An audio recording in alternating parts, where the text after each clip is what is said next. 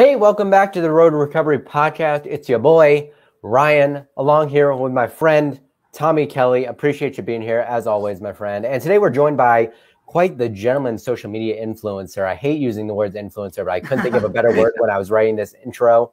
He goes by many names. The Unwanted Fool, if you follow him on Twitter or Twitch, those are some wonderful things. And he's a former Xbox engineer, current TikTok sensation, and Crohn's disease warrior with a slight Pokemon addiction, I might add. Yeah. He's seen the good, bad, and ugly sides of chronic illness, as many of us unfortunately have.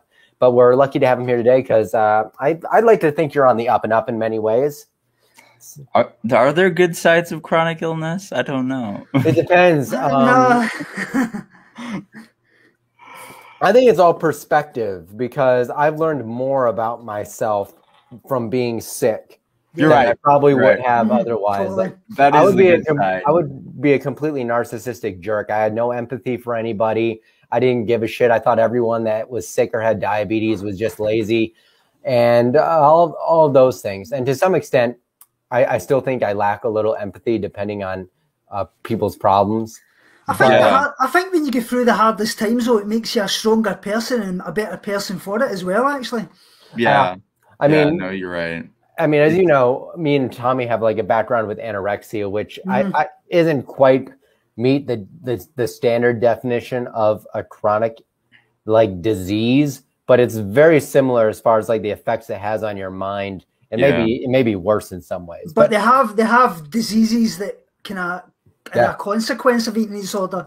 We're feeling them. Because that one's like your mind is causing it in that condition. Yeah, right? it's kind of like a control mechanism, I always say, because there's something in your life that's out with your control, and your food is your kind of default setting to kind of control that.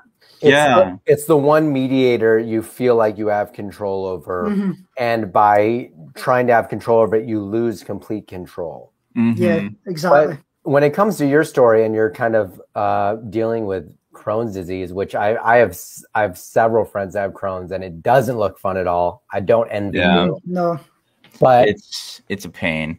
But you were a former Xbox engineer, which is awesome.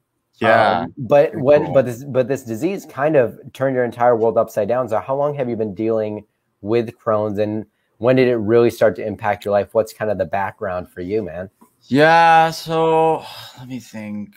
It's so weird now because like I'm being treated, so like I feel like a normal person, and it's hot. Like it's funny because even after dealing for so long, you like forget a little, like things start to disappear, thankfully. But I guess I had this like 5 years ago. It started-ish. So where do you want me to start? Where should I just start? Let's start there. Let's go back 5 years. It was a simpler time. So like 5 years ago, life was simple. I was in college. I was doing my last internship at Xbox before I'd like graduated and stuff. And I started getting this like I'd always have to go to the bathroom. Like I'd always have to go to the bathroom, and it'd be like really quickly, and I'd have to rush. Right. So at this point, I've kind of like set up my thing to like, I'm going to work at Microsoft and we'll work at Xbox. Like my offer and everything was like set in stone. I was going to get my degree. Life was like it was like on track, right? Graduating, 6-figure job, everything's good. But then this kind of happens, and this kind of like makes everything in my life pretty difficult. Like driving, a pain, people don't realize how difficult it is to like go to work and stay on a schedule when you have like to go to the bathroom all the time, right? And so that was like one of the preliminary like issues, is I had to go to the bathroom all the time. I couldn't like control my bowels and stuff. But I kind of dealt with that, and then like I went for like a colonoscopy, right? Because I was like, okay, this is messed up. Before I move to Seattle, I'm away from my family, I should like get this checked out. Unfortunately, the doctor was kind of useless because I got the colonoscopy. They gave me like a medication called mesalamine that people use for like Crohn's disease. But but they didn't tell me that it takes like, now I found out in my research years later, it's like it takes like 3 weeks or 4 weeks to actually even feel the effects of mesalazine. So I'm like the person being like, why is this medicine not working? It's not working, right? So when they ask me, are you feeling any different? I was like, no. And now I know that I wasn't supposed to feel anything different that quickly, because that's not how the thing works. So yeah, like that happens, and then I kind of like just accept that for the rest of my life I'm just gonna have to deal with this, because at the time I didn't even know like Crohn's disease was a thing, right? I didn't know what it was. I just thought it was some condition, right? I wasn't aware of the terms Crohn's disease, ulcerative colitis, IBD, right? Because I think one of the big problems is when people get these issues, they don't know what the fuck's going on unless they like know someone who has the condition, right? And I think these disorders like Crohn's disease, it's a little less well known, or at least it was. Like now things are like spreading more over the internet, and like just even like the internet was there back then, but like just like with more real-time platforms where more people can share their like experiences, like Clubhouse and TikTok and all this stuff, people know more. That's true. But so yeah, I started my job, and it was kind of difficult. It was like, because when you're working a high intensity tech job, you have a lot of meetings, you can meet with people, once again, meetings, and I'd have to like, right, my stomach was a pain, right? So I was like, I'm just not going to put food in myself, right? If I have like a meeting, I'm not going to eat. If I have a meeting in the morning, I'm just going to go without breakfast. So like my whole life was kind of trying to manage the disease, or like live around these hurdles that I have. It's like, okay, don't eat. Oh, okay, I'm going to go out. Can't eat. I have to let people know, oh, are we going out to this place? Does this place have access to public bathrooms? Okay. Couldn't go on road trips. And like, at this point, it was just like the bathroom and the eating stuff. But yeah, then like through like a while into working at Xbox, I started video editing again. Like I wanted to make this, it was kind of like a Let's Play. And so I'd done content creation in college. I'd made some machinimas, like Red versus Blue style videos. Nice. And I was like, you know what? I fucking love this. I like this better than my real job. And my real job's a fucking pain because I have to deal with this disease. And if I do well at content creation, I can just work from home. This is before the pandemic, right? Before like everybody's like working at home. It's not normalized. I was like, you know what? I'm going to fucking do this. I'm fortunate enough to have like had that first job which paid so much, and then like also being like pretty good with money and responsible, so I could like afford to just quit my job and do that. But like, and that kind of had like guilt too, because I'm like, wow, like I guess also like this was also like a learning point, because before that, like the whole like Asian life, right? You're like on a treadmill from the beginning of life. They're like, your parents are like, you study to get a job, to get a career, to do all this, right? And this was the first time where I was like, I'm gonna do whatever the fuck I want. Are we allowed to curse on this show? Well, at this point we already have. Okay. So I was like, okay, I'm gonna do whatever I want. I do think we should preface that last segment. So you're of Indian heritage, so you have Indian parents, and you talk about this a lot in your TikToks, on your streams, and there's kind of this, I guess, stigma where, and it's partially true, and it sucks because I'm a white guy talking about this, so I'll let you talk about it more too. Tell me when I'm wrong, but yeah, you're right, and I think like in a lot of when you come from that culture, and I have a lot of friends that when I did some for people that don't know, I did a lot of Indian style content on my channel for a little while, and focusing on Indian YouTube creators and stuff like that. And there's, I guess, this kind of cultural thing where it's like, go to school, you get this degree. Usually it's like they want you to get a high performance degree, whether it's like being a lawyer or a doctor. Of course, this all depends on if you're a male or female. It's a lot of deep cultural things that It's a big pain in the ass. To be honest, that's kind of the norm recently. Actually, you're expected to do high level stuff. You know what I mean? It's a lot of pressure. I mean, fortunately for me, like I liked engineering. I was like from 6. I was like, I saw the computer and I told my parents, I was like, I want to work on Microsoft. I want to work in computers. But it's very unfortunate for a lot of people who don't know what they want, don't like have something they like, so their parents like push them into doctoring, and then they're kind of like pre-med, and then they get into med school, and then they realize they spent 8 years of their lives and like thousands of dollars, hundreds of thousands of dollars on education, and they're fucking stuck. And then they hate their life, and then they're no good for their patients because they don't like what they're doing. Yeah, I mean, I don't know about the last part. Like, I think a lot of them are still pretty good for their patients. They just kind of hate life, or they like grow into it. They're like, okay, this is my live to survive kind of thing. But also they're doctors, so they can retire relatively early. But also they're fucking workaholics, so they don't. But yeah, like I was pretty lucky in that I was like, I like engineering and creativity, and I still love it. Like I've been in Clubhouse lately, and I've been talking to more tech people again, and I'm like, I want to go back, maybe ish. But yeah, so I quit my job to do this. A lot of like so many people in tech, they're all so supportive, because like that was another interesting thing for me, because like before that, there's like no plan, right? The end of the plan for like the Asian kid is you get a job and nobody tells you what comes after that, right? So I had this notion in my head, and I was like, okay, I got a job, I'm working Xbox, and then for however long, and I'm going to do a startup, right? Because I had the fantasy of the $1 billion tech acquisition, you know, because like Snapchat and like all that other stuff was going up, and I was really like ambitious with that stuff.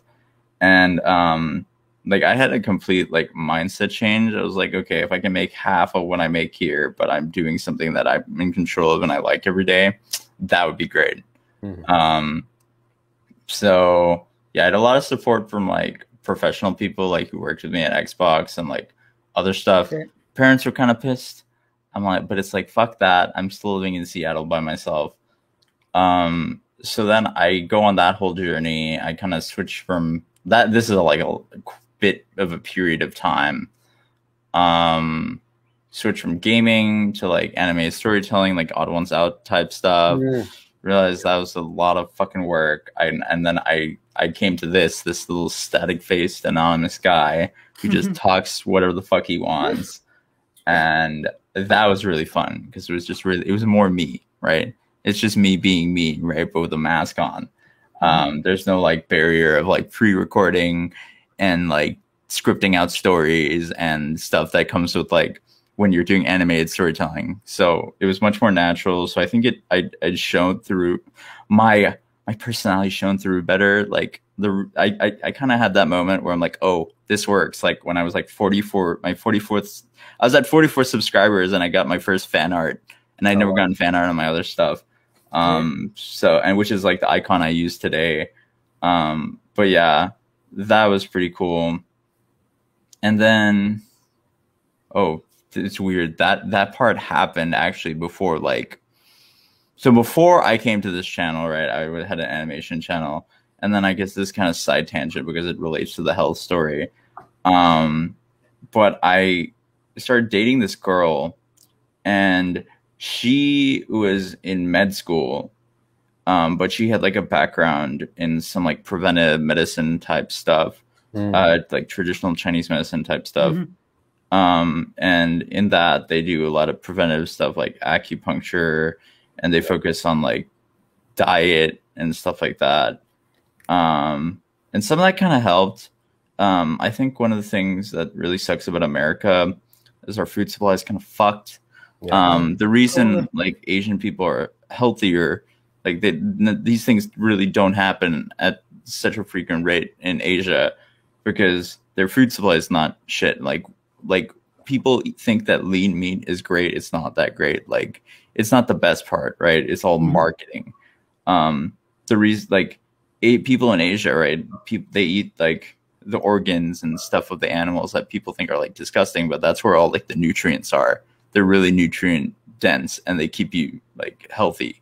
Also, like bone broth is like a big thing in like ramen and pho, and like bones have collagen and stuff, and like that's why their skin's so great and stays so great for so long. Right. So like there are all these things, and I kind of like learned a little bit more on that. She got me kind of interested in like, you know, maybe I can do something about this, right?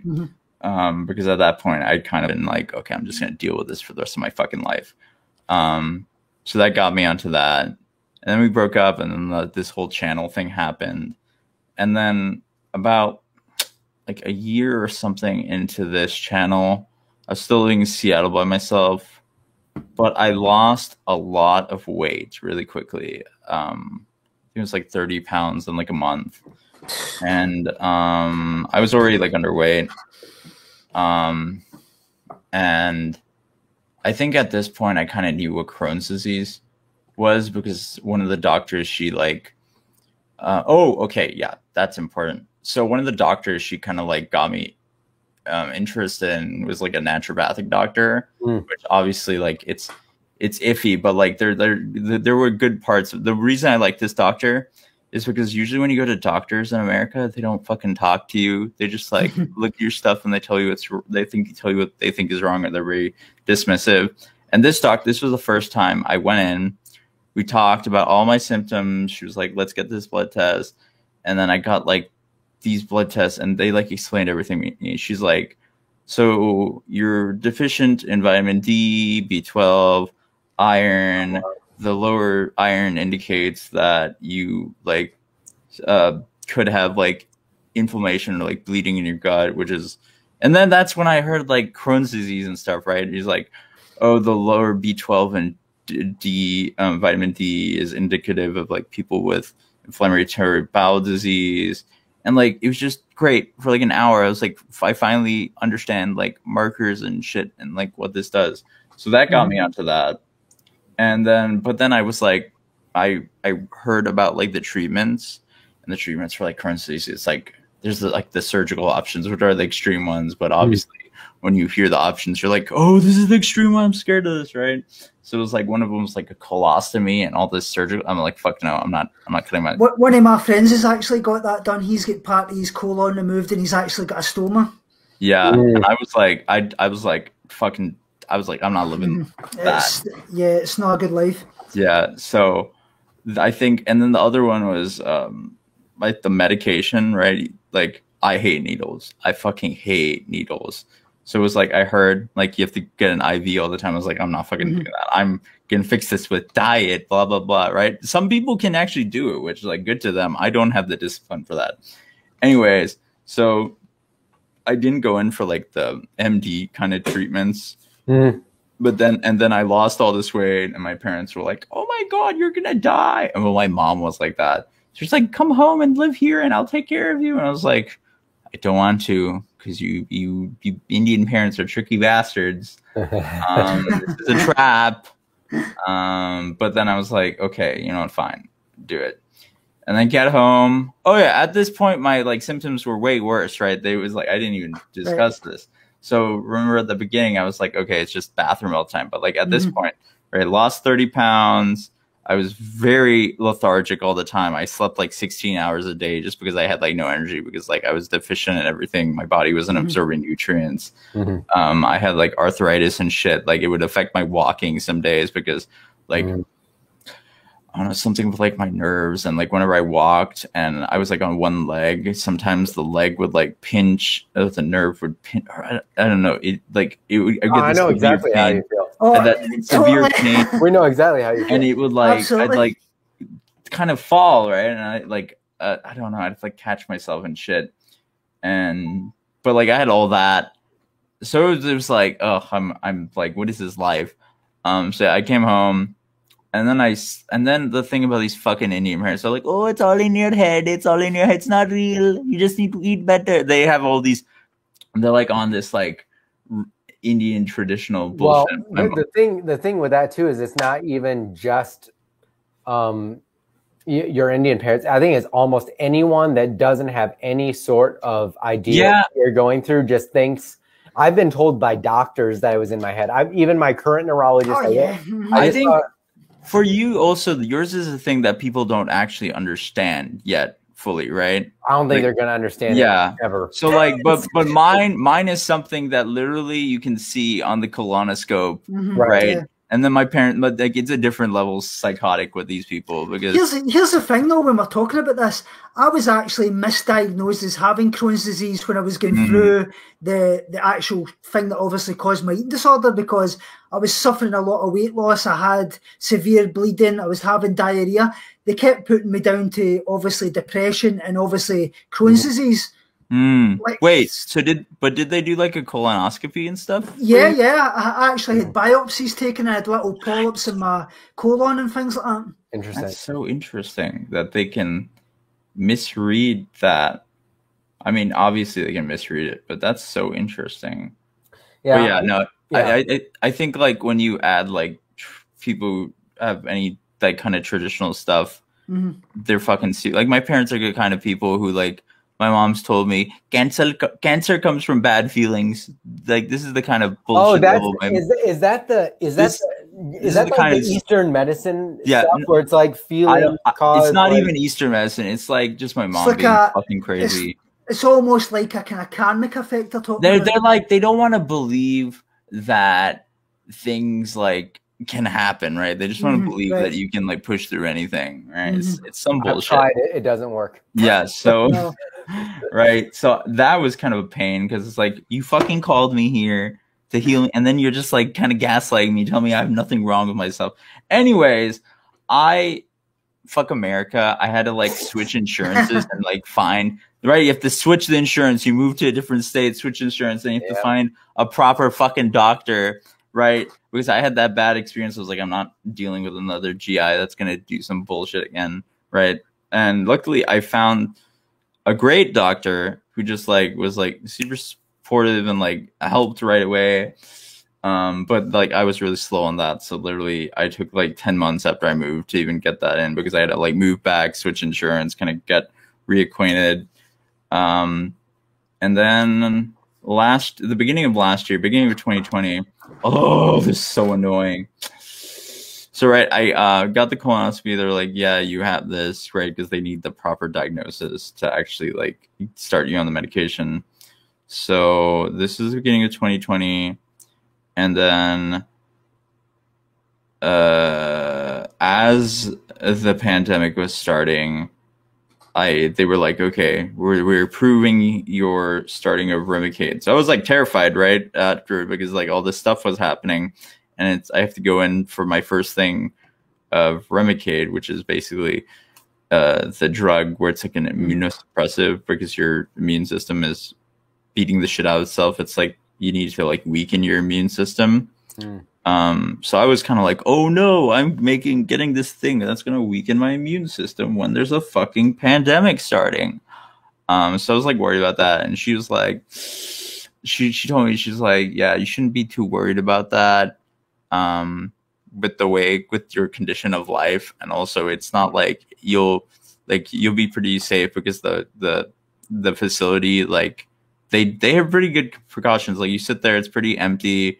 So I went in, and I over time I've kind of like I've had the infusion a couple times, but basically go in, sit in like you've done this, but for you go in, sit in a chair, they hook you up to an IV. And you sit there for like 2 hours, and it's actually pretty nice. I usually just watch PewDiePie videos while I'm getting my drip. But yeah, like actually, no, so before they put me on Remicade, they put me on like prednisone for like a month, right? Yeah. To acclimate, and that was crazy because I felt like a fucking god. It was so weird because I'd felt so fucking weak for like so many years, and like now it's like wow, I don't have to go to the bathroom all the time. Wow. I don't have arthritis. Wow, I can just eat whatever the fuck I want. Wow, what the fuck is this? This is. I was in shock. I was like, my life is normal again. What the fuck? So that was the best. And then I was like, and I part. Oh, that's what she said. She was like, yeah, you're probably worse off staying on prednisone than starting the Remicade, because I was supposed to start Remicade, and I started, and it took a little while. It took like a week or two to like get like good. But now I'm on like a cadence of like every 2 months I go in for 2 hours. Oh, nice. And yeah, it's pretty dope not having to like deal with any of that shit anymore. Like some days I think I do get exhausted, like, but like honestly it feels, I don't even remember that I have Crohn's disease sometimes. Like it, well, I remember and I know because like of all the shit that I've had to deal with, and like the fact that I have to go in for this treatment. And one time I did kind of like miss an appointment and I had to like wait 2 weeks to get the next appointment, and like my symptoms started to come back. I was like, fuck no, I'm not missing another one again because this is fucking miserable. I kind of have a question for you. Yeah. So what do you think? I think especially for people that don't deal with any of these sort of problems that are like chronic conditions that, you know, like you mentioned earlier, that you're like, oh, I'm going to have to deal with this forever, blah, blah, blah. I think what for you was actually harder? Was it the mental aspect of it, or was it the physical aspect of it? Because for me, I've gotten to the point where like, even on like certain bad days where I have more pain, the pain actually doesn't get to me as much as what it does to my mind, and like sends me in these mental circles of like depressive thoughts. And so for me, the mental part of it's actually worse. So like when I was going, definitely. Yeah. So I was just curious what, if there was anything that tripped you up until you started kind of on your new treatment course. I know. I think that for me, it was definitely the physical stuff, because I had pretty like, it was like just the fact that I couldn't do anything. It was just getting in the way of everything. It was like going out, meeting people, hanging out, like waking up, getting work done. The physical thing definitely bothered the shit out of me way more. I think there was like it does kind of like feed into the other one, because then you feel kind of hopeless. You're like, oh, I'm not going to be able to get work done, and like, you know, it feeds into it. But definitely, like the mental stuff never overtook the actual hindrance that the physical stuff was causing. Yeah. I would say you seem a very driven guy, so I think the kind of mental side would probably be somewhat better for you, probably. Yeah, I'm pretty good with that. But you've been, I suppose, how helpful was content creation during your process of that, though? Was it helpful? Because I know for a while, I know we talked before you started. I think we talked before you started going on your new treatment course. And we were kind of talking about how, because it was like this last year when I was going through some of my stuff first, and you would mention like how you were fatigued, like would be fatigued all the time. Stuff like that. It was exhausting. It's like, I want to make a video. I have no energy to make a video, but I have this fucking idea in my head that I want to make, but I can't like perform on camera properly. That pissed me off so much. I think actually one of the worst parts for me a while ago, and I've kind of gotten past this part in as far as like energy and fatigue and stuff, was that I would film, and you tell me if you felt the same. I would film, and then I would get like a segment done, and it would feel like I just went on like a 10-mile run. I was just like fucking dead. There was like, I was done. After I got done filming, nothing was going to happen the rest of the day, because that took it all out of me.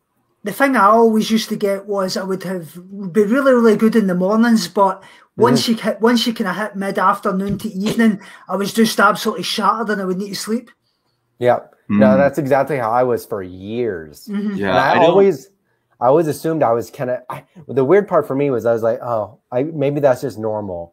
And I was really looking back, it's all precursors to my current problem. Oh yeah. For years of like falling asleep at like 4 p.m. By 4 p.m., I was done with the day. No work was going to happen. Exactly. I'd get home to my apartment. By 8:30, I was in bed and like that's so completely incapacitated. So it's kind of interesting. I don't think I got exhausted after like, it was more like my mornings were shit. My mornings were the time where like I had to like clear out my stomach and like everything was unsure and I was drowsy as hell. I think I've always just been kind of the person of like, it takes a long time to start the fire, but then the fire keeps going. Right, like even today, I'm just not a morning person, and like with this, it definitely like made me hate the mornings even more. Right, it's like after the morning, if I just don't eat, right, there's nothing that can cause problem, right? My stomach can't like kill itself. I mean, it'll still like it's still attacking itself, but it doesn't have like food to accelerate that attack. So like if I wake up, once I get past the morning, at least back then, once I got past the morning and I hadn't eaten, it was pretty good until I like ate something, and then it would be like a time bomb. I guess one thing I was going to ask while we're actually talking about food is, what foods do you have to avoid at the moment, and what foods would you advise for people to eat during things like a flare-up?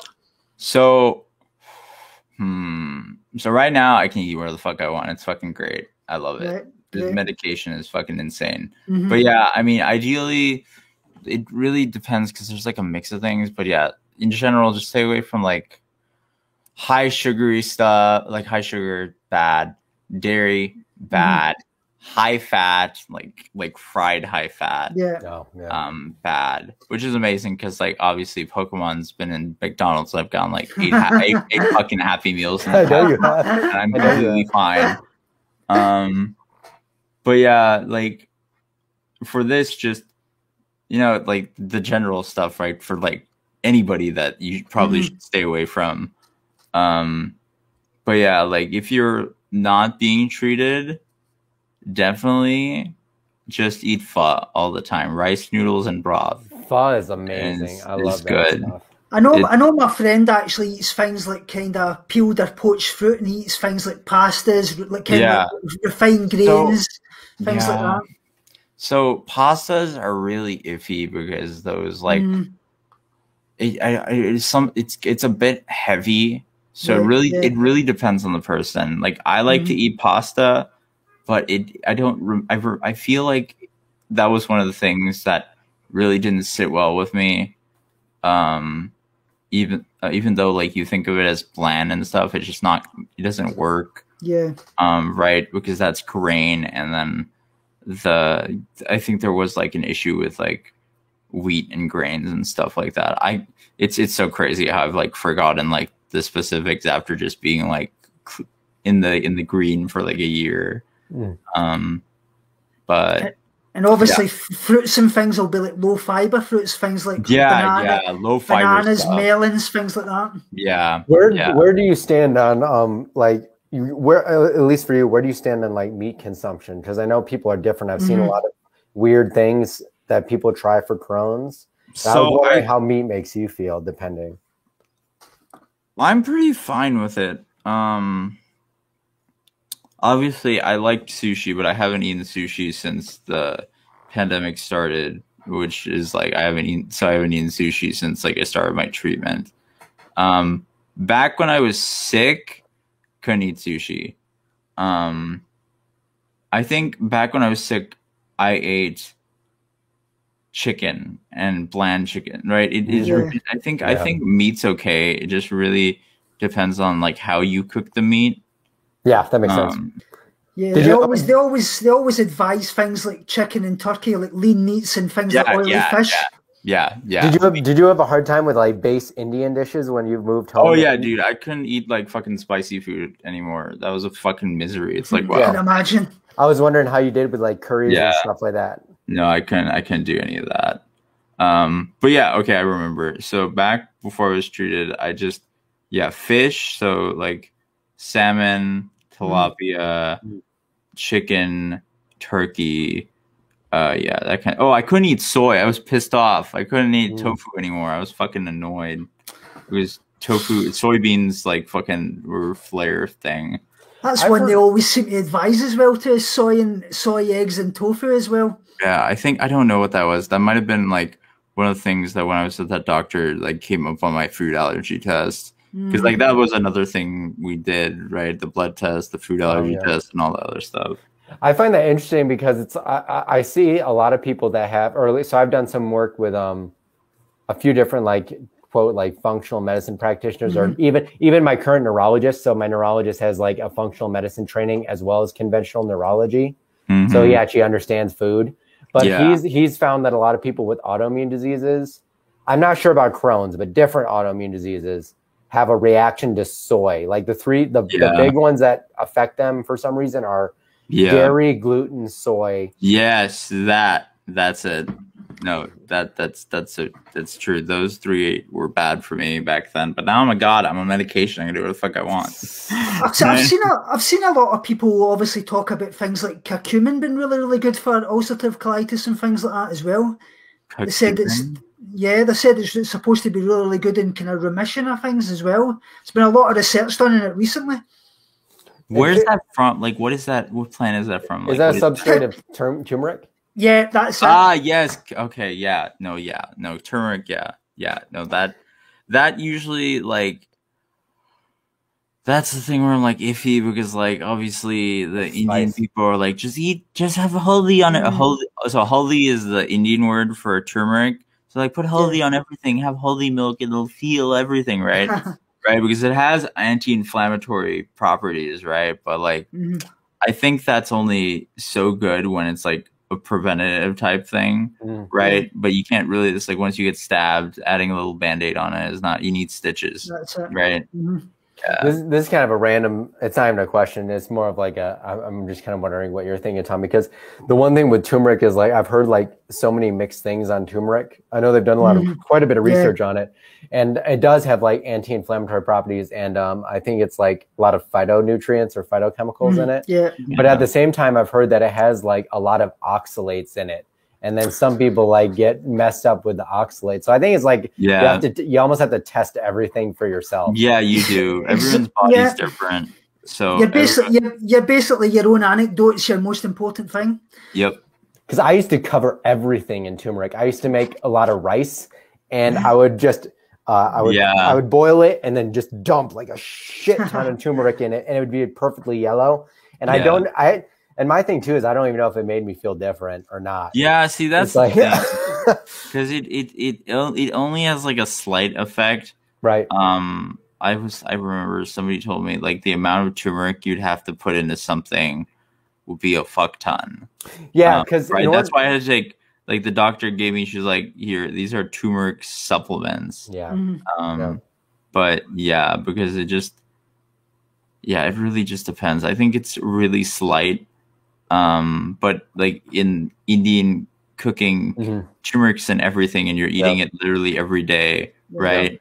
So over time, that does more healing than a person who's like, oh, I'm sick, let me use turmeric now. You know? Yeah, turmeric's interesting, because you're right about the supplementation, because in order to even make it like worthwhile, you either got to take it almost as a supplement, and usually you got to take it as a supplement with black pepper extract in it to even make the curcumin like bioavailable or something. Yeah. So you have to do all this extra crap. Otherwise, it just wants to pass through you. And when you have Crohn's, like everything wants to pass. Yeah, everything passes through you. Like literally, it just like nothing got digested. Everything just it was fucking strange. Yeah. Yeah, my friend actually, he's got one of those safe keys for like toilets outside that he can go to and things like that, because wait, you're in the UK where they actually have those. Fuck America, dude. Yeah, they don't do that shit here. So every time he goes somewhere, he's got to really plan out his journey to make sure there's toilets available everywhere he goes. Yep, dude. I hate this fucking country, dude. Sometimes, like in Seattle, so like the downtown. This is why I don't like cities. I couldn't deal with cities. Cities are pain, right? You need, like, first of all, they're so cramped. Third of all, like, all the doors have, like, all the bathrooms are, like, number of keypads, right? They're like, you need to pay here, and then you need to go talk to someone. Like, literally, I went into a coffee shop once because I was driving. I was like, oh, shit. So I had, like, find a parking. I ran into, like, the coffee shop. I was like, hey, I need to use your bathroom. Here's $1. I know it's, like, it's only.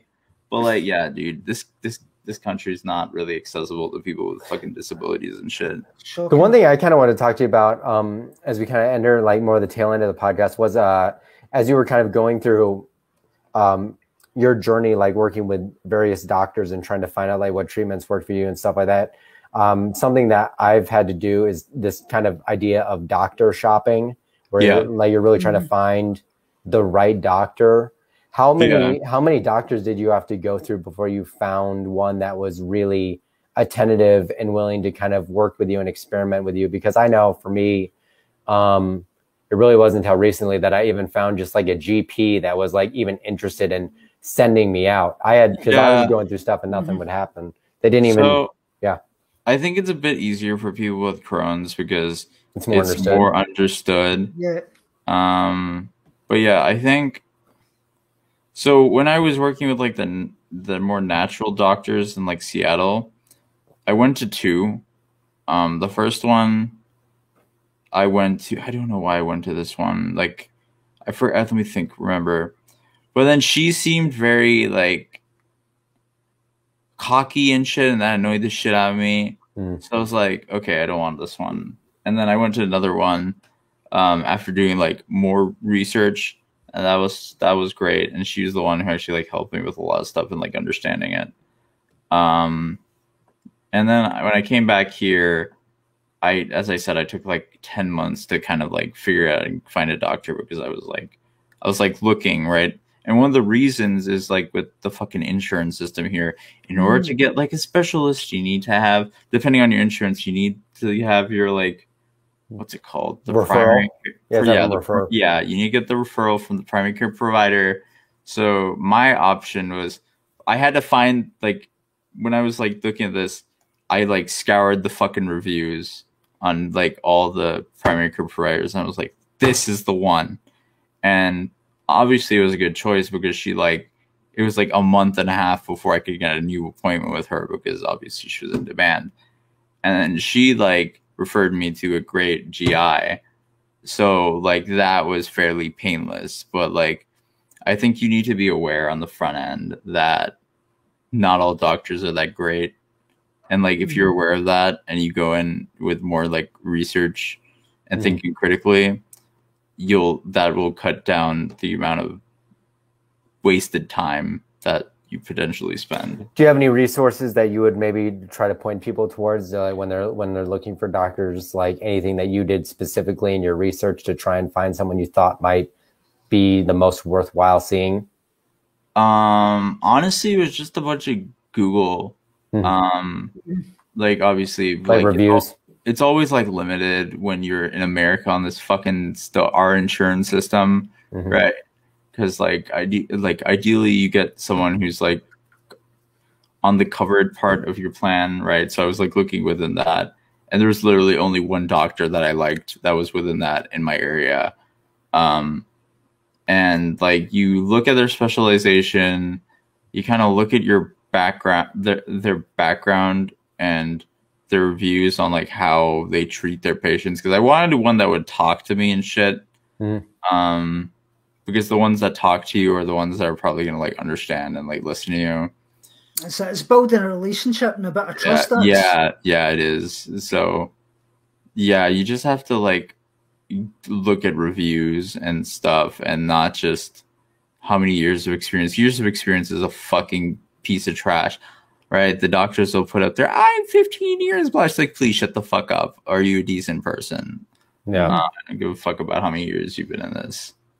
The problem here in the UK is it's waiting times more than anything, because we're under the NHS and sometimes people take like 2 and 3 years to even see a doctor unless you've got the funds to go private.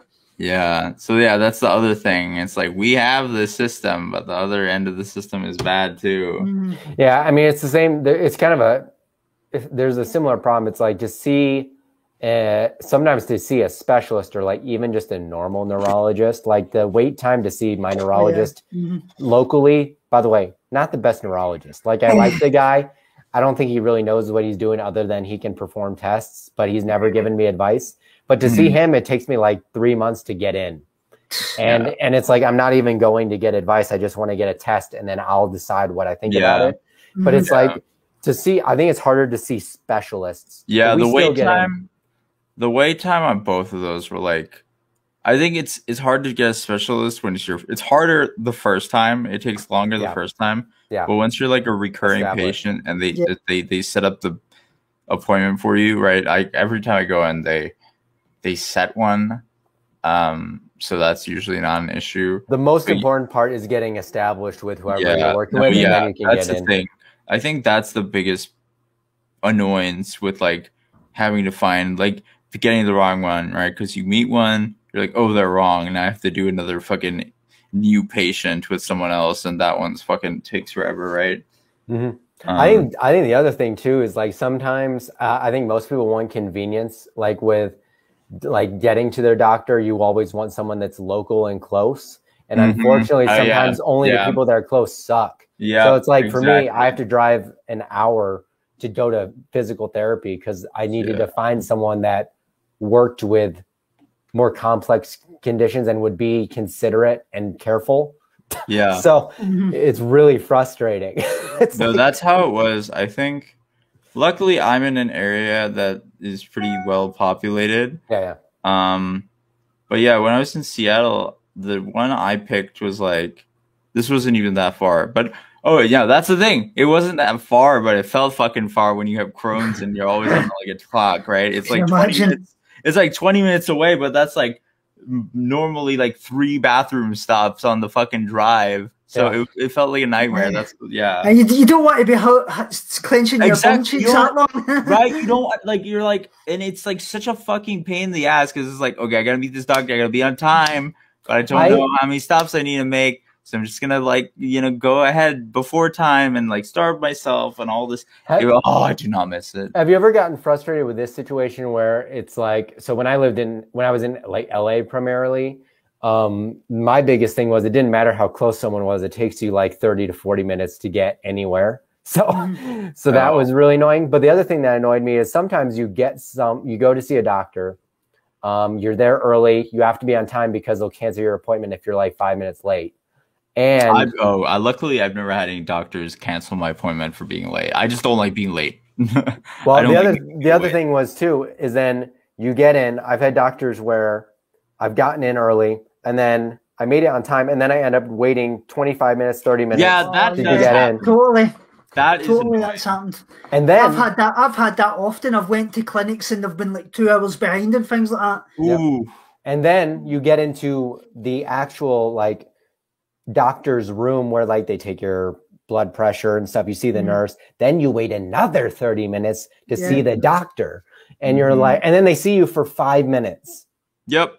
5 minutes and you've been there for like an hour or more. Luckily, my wait times are never like that. I've never had to experience that. I finally switched my GP because that was my case every single time. I would go in, wait 30 minutes, then get into the room, wait 30 minutes, talk to him for 10 minutes, learn nothing, and then leave. That's the thing. It makes you think you're just being treated as a number rather than a person. That's the problem with our medical system is because when you work in certain clinics, you kind of have quotas where they need to see a certain amount of patients a day. And so they're trying to get through as many people as possible. I went and saw an orthopedic recently, and you could tell they were just churning you in and out. They were seeing people every 5. So I got in fast, but they were trying to see people every 10 minutes. And they were not listening. It's not good. So like you said, doctor shopping and doing your research is like a pretty vital importance. Yeah. But I promise it. So what's the future for you, my friend? Where is this going? I do my infusion every 2 months and hopefully it doesn't wear off. I'm so like blessed to be like have this solution, but like that's it for me. It feels like as long as the medication keeps doing its job, my kind of issue with this is gone. But like I'm always just sharing the story. Like I was on Clubhouse the other day and I entered this room and this lady was talking about her symptoms and I was like, wait a fucking second. So then I told her about my thing.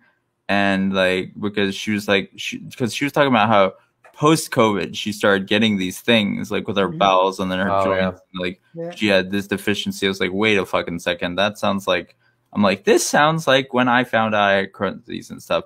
So then I told her, I was like, my doctor, I was like, you should probably get a colonoscopy if this continues. Cause she was talking about like an elimination diet or something. I was like, you should, and then like, so I think that's, I guess the continued part of this journey for me is just like, trying to help other people who are dealing with shit and like kind of figure out fast so they can find their treatments. And I think that's been the most rewarding part of it for me, is that when I can help other people like get past the misery that I'd fucking lived through. But yeah, hopefully the medication just stays working forever, even though it's fucking expensive.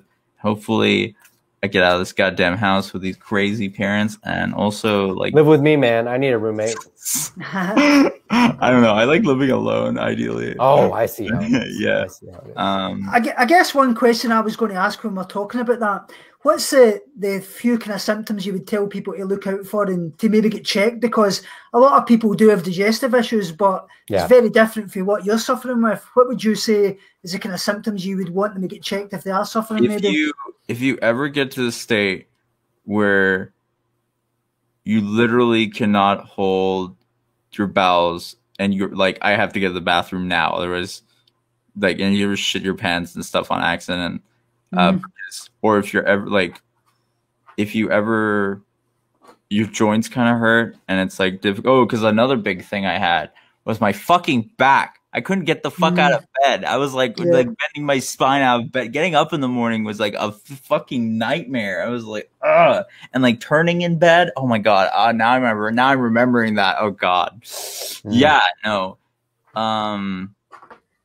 The sleepiness, if you're just ever tired, I think that's a difficult one because people are like, oh, I'm just being lazy. Oh, maybe I'm depressed. It's like, oh no, maybe you're actually deficient in all this shit. So listening to your body more than anything, I think. Maybe it's like the physical body, not like the mental, because people think it's the mental thing, right? But it's like it's physical. It's just a bathroom, joints, tired. Those are like the big three. Yeah.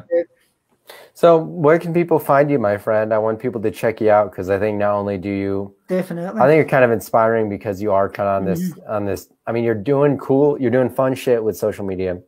Thanks. And like streaming. I was on your stream recently for meme reviews. They're fucking hilarious. I love it. And I think you're just, I really love that you are like doing these things by just kind of letting people know and giving back and giving people hope and all of this stuff. So where can people find you and follow you and all this stuff? Yeah, thanks, Ryan. Y'all can find me on The Unwanted Fool on TikTok and Twitch and Instagram and Twitter, and also Unwanted Commentary on YouTube. I do a bunch of different content on all these different platforms. Commentary. I try to stay away from like the YouTube drama stuff, but I like talking like educational, nerdy, technological, gaming topics. I do. Oh my God! As you can see, big PewDiePie fan. My alarm, PewDiePie song. And like I just do comedy on TikTok and stuff, and I live stream memes and Minecraft on Twitch. Also, I have a Discord server, but only do that if you like my content. I will say his I love the social commentary you've done on your TikTok, especially with some of the Indian parent stuff you did early on was hilarious. Yeah, thank you. I think it's really insightful. So I appreciate you being on, man. I hope we can have you again and talk sometime in the future. Yeah, definitely. But yeah, go check him out. I already have. I've just followed on Instagram and on YouTube. Thank you. I'm actually curious about you, since this is the first time we're talking. How does it feel to talk to a person without a face? It's like talking to the invisible man. Cool. Great, brilliant. Thanks a lot. Thanks again, my friend. No problem.